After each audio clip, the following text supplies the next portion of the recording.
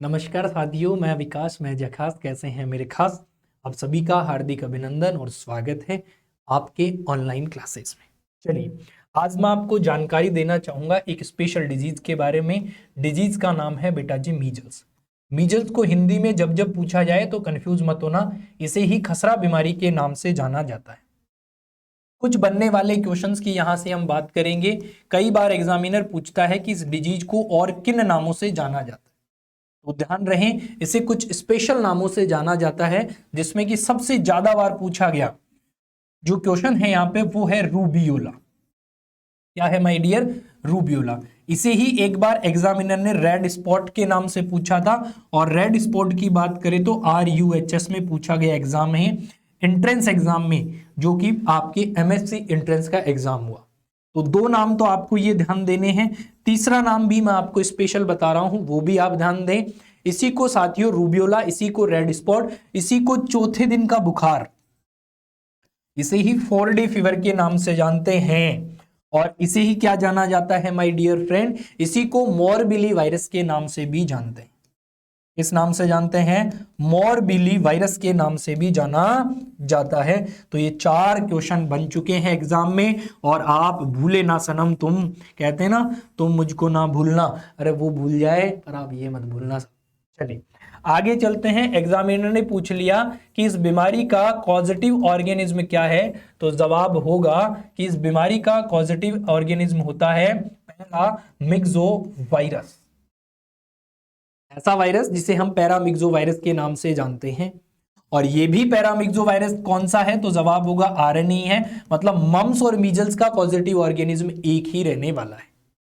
आपसे पूछा जाए कई बार कि ये कौन सी फैमिली को बिलोंग करता है, तो जवाब होगा कि ये मॉर्बिल ली फैमिली से ही बिलोंग करता है, तभी तो हमने इसे मॉर्बिली वायरस भी कहा था। क्लियर है? नेक्स्ट बात सुनिए, एग्जामिनर कहेगा इसका इंक्यूबेशन पीरियड क्या होता है। हमने मम्स में बताया था कि 14 से 21 दिन है, वहीं आपके मीजल्स का इंक्यूबेशन पीरियड होगा 10 से लेकर 14 दिन का। चलिए नेक्स्ट और कुछ जानकारियां मैं आपको बताऊं। आपसे पूछा जाए, मैंने जैसे बताया वहां पे कि period of infectivity, period of infectivity बोले तो इन्फेक्शन की जब आपसे बात करी जाए तो कौन से ड्यूरेशन में, कौन सी फेज में होने वाली है, तो आपको ध्यान रखकर चलना है कि इसकी बहुत सारी फेजेस होती है, और उसमें से एक फेज आती है जिसे हम प्रोडर्मल फेज के नाम से जानते हैं। किस नाम से जानते हैं? प्रोडर्मल फेज। और ये फेज कौन से दिन को प्रतीत होती है, तो जवाब होगा कि 4 डे को प्रतीत होती है, इसीलिए इसे चौथे दिन का बुखार भी कहते हैं। प्रोडर्मल फेज की बात करें तो या तो बिफोर 4 डे या फिर 4 डे, कुछ भी है ना, 4 दिन पहले।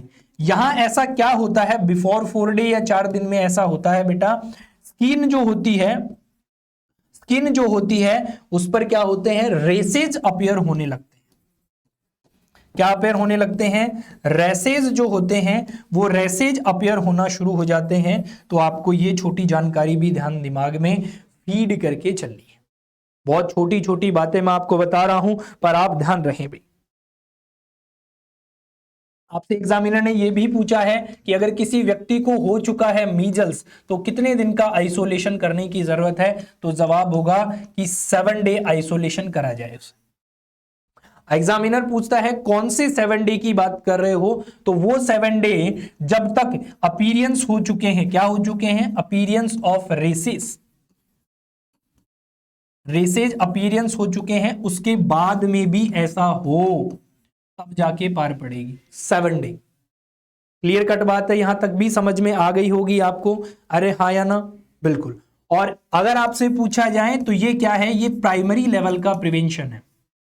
प्राइमरी लेवल, प्राइमरी लेवल के प्रिवेंशन को तो आप सभी जानते होंगे, है ना। प्राइमरी लेवल प्रिवेंशन की बात करूं तो मैं, जो कि आपका रिस्क फैक्टर जहां प्रेजेंट हो और वहां प्रिवेंशन करा जाए, तो उसे प्राइमरी लेवल के प्रिवेंशन के नाम से जाना जाता है। एग्जामिनर तो कहेगा कि इसका मोड ऑफ ट्रांसमिशन बताओ, बिल्कुल मत भूलना, रट लेना कि इसका भी क्या होता है, ड्रॉपलेट इन्फेक्शन, खांसने और छींकने से फैला जाने वाला है।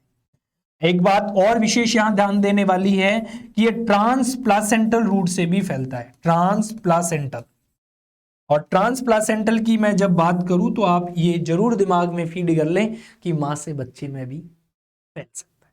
इधर मां से बच्चे में भी फैल सकता है। बोले तो फीटस से कहां जा सकता है, मदर के पास, और मदर से फीटस के पास भी आ सकता है। कौन, मीजल्स। तो आपको ध्यान देने वाली बात होगी। क्लियर है। एग्जामिनर आपसे पूछता है कि क्या मीजल्स हमें लाइफ लॉन्ग इम्यूनिटी प्रोवाइड करता है, तो जवाब होगा कि मीजल्स जो है आपका, वो मीजल्स क्या करता है, measles provide the life long immunity. क्या करवाता है साथियों, जिंदगी भर, एक बार ही होता है, दोबारा ये होता नहीं है। 3 स्टार क्वेश्चन पूछा जा चुका है एग्जाम में। अब आपसे पूछा जाएगा यहां पर इसके कुछ क्लिनिकल फीचर्स। मैं यहां पर चर्चा कर रहा हूं इंपॉर्टेंट क्लिनिकल फीचर्स की, पेजेस के हिसाब से बात मैं नहीं कर रहा हूं, ध्यान रहे आपको। तो सबसे इंपॉर्टेंट यहां पर स्पॉट जो देखने को मिलता है उसे बोला जाता है साथियों कॉप्लिक स्पॉट। क्या देखने को मिलता है, कॉप्लिक स्पॉट यहां देखने को मिलता है, जो आपको ध्यान देकर चलना ही चलना है। साथ ही साथ में यहां व्यक्ति को इन्फेक्शन होता है और इन्फेक्शन के चलते उस कैंडिडेट में हाई ग्रेड फीवर देखा जाता है। क्या देखा जाता है दोस्तों, हाई ग्रेड फीवर, तेज बुखार देखा जाता है। एक स्पेशल बात और एग्जामिनर बार बार पूछ चुका है, यहां पर 3 सी साइन भी नजर आते हैं। कितने साइन नजर आते हैं, 3 सी साइन। वो कौन कौन से हैं 3 सी जो एग्जामिनर बार बार पूछता है। ये सी है, ये सी है और ये सी है। ध्यान से सुने तीनों। पहला जिसे बोला जाता है साथियों कोराइजा, दूसरा जिसे बोला जाता है कंजक्टावाइटिस, कंजक्टिवाइटिस के नाम से, और एक कोराइजा हो गया, एक कंजक्टिवाइटिस हो गया, और एक सी क्या बच जाता है साथियों, आपका खांसी बच जाती है, जिसे हम नाम देते हैं कफ। कुछ बच्चों के दिमाग में क्वेश्चन आ रहा होगा, कोराइजा शब्द का तात्पर्य क्या है सर, तो क्या जवाब होगा कि इन्फ्लामेशन हो जाना नेजल की म्यूकोजा का। क्या कह सकते हो, इन्फ्लामेशन ऑफ नेजल म्यूकोजा, नाक का स्वेल हो जाना। ये आप यहां बता के चल सकते हैं। क्लियर बातें समझ में आ रही है, कोराइजा है, कंजक्टिवाइटिस है और कफ। कई बार एग्जाम में पूछा जा चुका है 3C साइन कहां देखने को मिलते हैं, तो जवाब होगा मीजल्स में देखने को मिलते ही मिलते हैं। आपसे पूछा जाता है माय डियर फ्रेंड, ये कॉप्लिक स्पॉट की कहानी थोड़ी और बता रहा हूं, कौन से कलर के होते हैं, तो ध्यान देना ये रेड कलर के होते हैं। और सॉरी, रेड कलर के साथ साथ में, रेड तो होते ही हैं, रेड के साथ साथ में ये पिंक कलर के हो सकते हैं, और पिंक के साथ साथ में ये सफेदी की झनकार व्हाइट कलर के भी हो सकते हैं। कौन, ये स्पॉट। क्लियर है। एग्जामिनर और आपसे पूछता है ये प्रेजेंट कहां पे होते हैं, कई बार पूछा जा चुका है, तो ध्यान रहे कॉप्लिक स्पॉट की जब बात करी जाती है, किसकी बात करी जाए, कॉप्लिक स्पॉट की जब बात करी जाती है, तो बेटा ये प्रेजेंट होते हैं आपके कहां पर, ये आपके जो सेकंड मोलार टीथ होता है, कौन होता है, सेकंड मोलर जो टीथ होता है, उस सेकंड मोलर टीथ की अंदर की साइड, इनर एक्सपेक्ट, बोले तो जैसे मुंह है और अंदर की तरफ बोले तो second molar teeth mucosa, near mucosa, जो आपकी अंदर की म्यूकोजा है ऑरल कैविटी की, वहां पर ये स्पॉट देखने को मिलते हैं।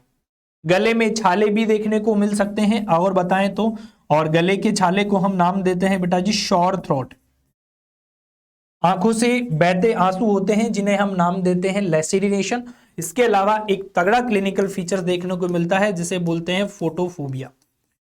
फोटोफोबिया बोले तो क्या डर लगता है, किससे, अंधेरे से या उजाले से, कमेंट करके मुझे जरूर बताइएगा ये वाली बात, क्योंकि मैं नहीं बता रहा, सभी बता दूंगा तो आप देखोगे नहीं पूरा वीडियो, और देखोगे तो फिर जानकारी मिलेगी नहीं। तो आपको बता के चलना है कि शॉर्ट थ्रोट जो है वो यहां हमें देखने को मिलता है।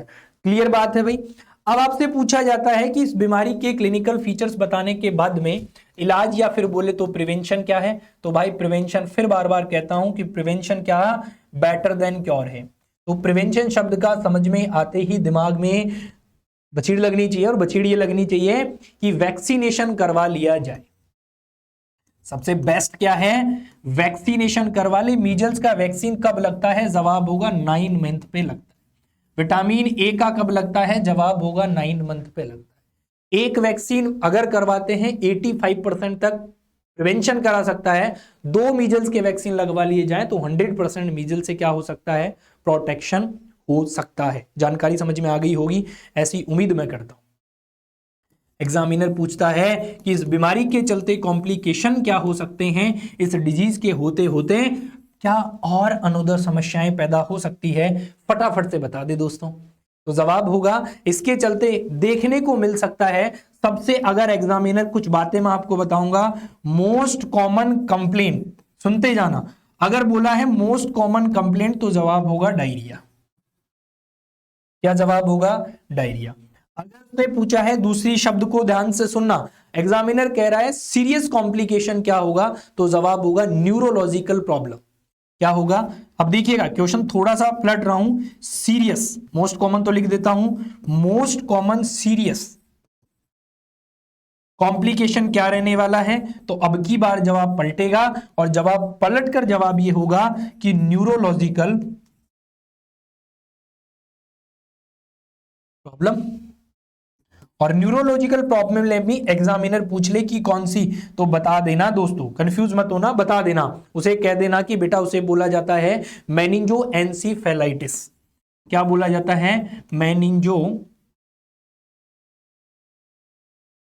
एनसीफेलाइटिस के नाम से जाना जाता है।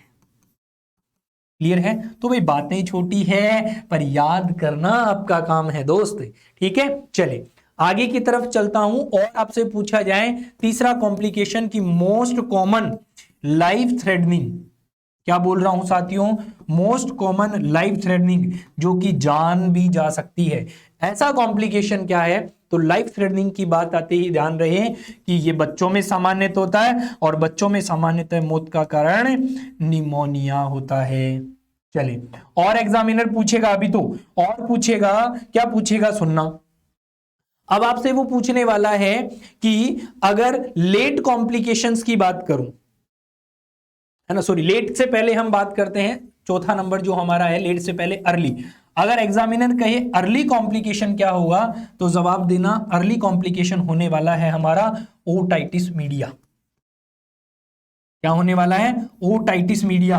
ओटाइटिस मीडिया का मतलब यह है कि आपके इंटरनल ईयर जो हैं, कान जो हैं, उसका इन्फ्लामेशन हो जाना, ठीक है। एग्जामिनर पूछे जल्दी, ठीक है लेट वाला भी बता दो, तो जवाब देना लेट कॉम्प्लिकेशन क्या होने वाला है, तो लेट कॉम्प्लिकेशन का मुद्दा क्या होगा बताओ।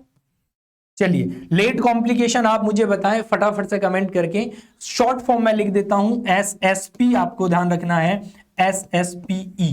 चलो फटाफट से बताओ, देखिए किस किस को पता है इस बारे में, तो जवाब ये होगा कि सबस्टांस स्क्लेरोजिंग फिनोएन्सीफेलाइटिस, जो कि मैं आपको बता चुका हूं नाम तो, पर कमेंट करके मुझे जरूर बताएंगे, तब तो आएगा मजा, वरना तो नहीं आएगा। अब देखिएगा ये कुछ बातें मैंने किसकी करी, मीजल्स की करी है, आशा करता हूं आपने समझा होगा, आशा करता हूं आपने जाना होगा।